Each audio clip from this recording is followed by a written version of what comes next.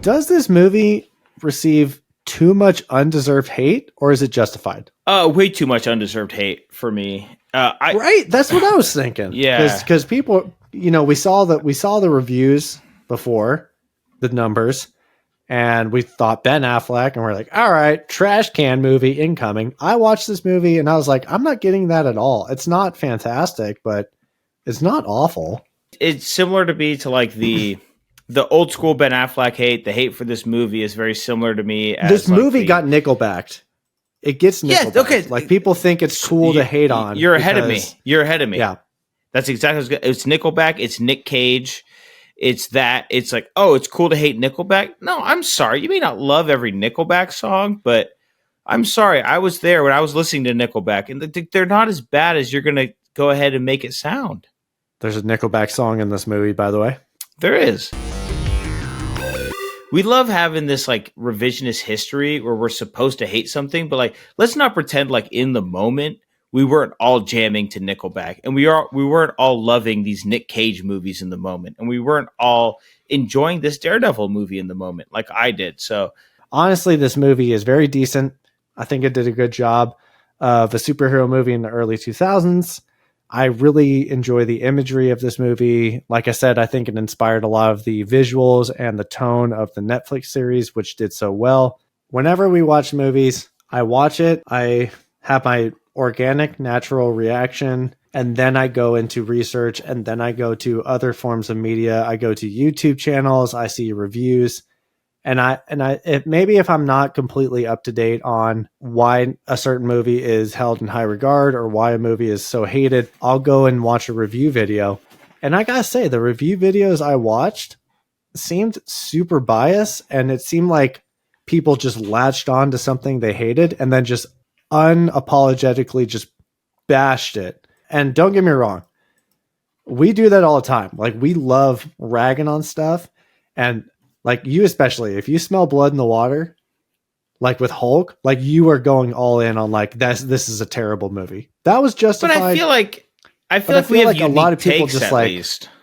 You do have unique takes. I was watching this one YouTube video. I'm not gonna shout it out. It doesn't deserve the views, but it just seemed like this guy was grasping for straws about why this movie was terrible. And I was like, dude, you're trying too hard to rag on this. Like, I understand it's not stellar, but it's not like, it's no Spawn.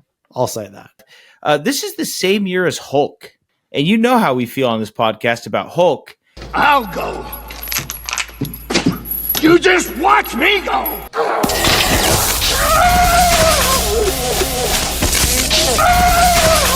And critically, Hulk did leaps and bounds better than Daredevil.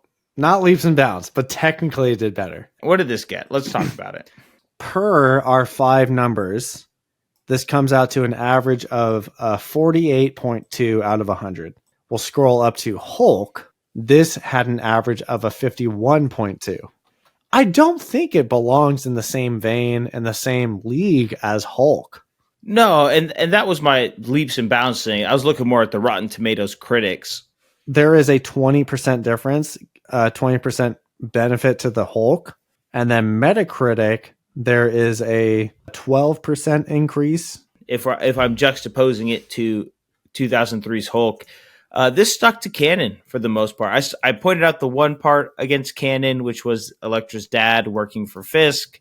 You shoehorned that one a little bit, but I mean, I think this is how you treat a property. Again, we've talked about it. We'll talk about it probably a little more here with the playground fight scene, which was really, I mean, it's hard to get past that one. It's hard for a scene to like take a movie down like notches for me, but that may have done it. But all in all, like, as far as sticking to canon goes, like, this movie really did a good job with it. It really did a good. There were multiple things that I was looking up, and I was looking up after the fact. I was researching, and so I appreciate that. So I wanted to call that out and say, while you didn't make the greatest comic book movie of all time, you were at least respectful to the source material. Canonically speaking, Daredevil does have a no-kill code. However, in this movie, we see that rule is being broken at this moment. In the beginning, first act, we thought it was a sin and going against the canon that Matt Murdock murdered Jose Quesada. and was like Murder. cool with it.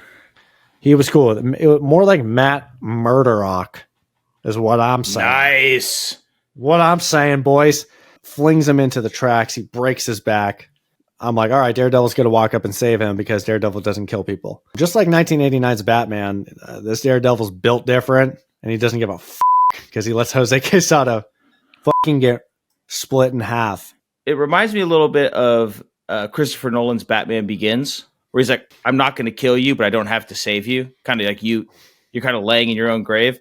This one seems like he definitely threw him onto the tracks, broke his back, and killed him. Like this is, if you were in front of a jury of your peers, they would say like, this is murder. Matt killed that guy. And we're like, okay, no remorse. This guy is a Punisher level badass. This is going against the Daredevil canon. Act 2, we get the I'm not the bad guy scene. This is when the scared kid sparks a question in Matt's head about his serving justice and taking it into his own hands, and how far is he taking that? This reminded me of, again, Spider-Man, No Way Home. Andrew Garfield's iteration of Peter Parker. He says, after Gwen Stacy died, I got dark. I stopped pulling my punches. I started really hitting people. So it was kind of like Matt Murdock's awakening of, oh, maybe my no-kill rule is stemming from this origin story of the 2003 movie. This Act anger. 3, we see Matt learns that vengeance will blind him, metaphorically, and that murder is not the way, and that you have to trust the justice process. So I did see that there was a natural progression with Matt Murdock in this movie, and again, I can't speak enough. Character development is key for me. And when you go against the canon and you stick with it, beginning, middle, end, I'm just like, why'd you do that? In this movie, I took it as this is where Matt got his no-kill rule. This is his coming to Jesus because he is a devout Catholic in the comics. So this is how he learned that powerful lesson of there is a right, there is a wrong, and there is a line that you cannot cross. I don't know why people are bashing this so much. Again, like I said, I think it's the Nickelback phenomenon. One person just said, Ben Affleck sucks. The playground fight scene was atrocious. This movie is garbage. And if you don't agree with me, then you're garbage. It's like, we're not going to stoop to that. We're not going to stoop to that.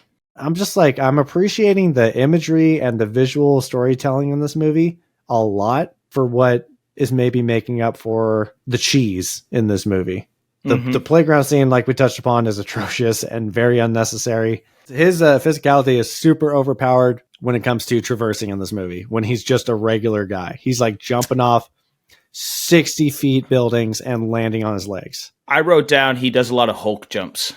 And the Matt Murdock Elektra love story was kind of fast, kind of forced. It starts out really weird, starts out really stalkerish, and it ends with the playground scene. So I think that's where just like a lot of people just couldn't get over that hump. It's nothing standout. It's nothing unique, but I still think it did a lot of things correctly, and it stuck to source material, and it was very respectable for the time. I think this is a perfectly fine movie and a fun watch, and again, a table setter for the TV series.